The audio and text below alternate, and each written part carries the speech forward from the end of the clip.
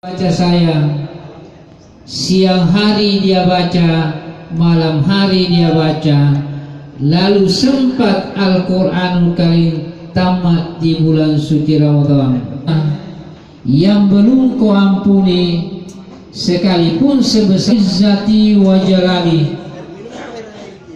demi ketinggianku, demi kemuliaanku.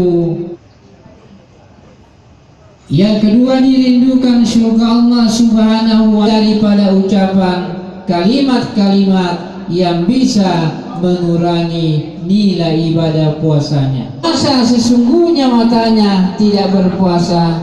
Puasa yang demikian ditolak oleh Allah Subhanahu wa ta'ala. Amal ibadahnya antara langit dan bumi.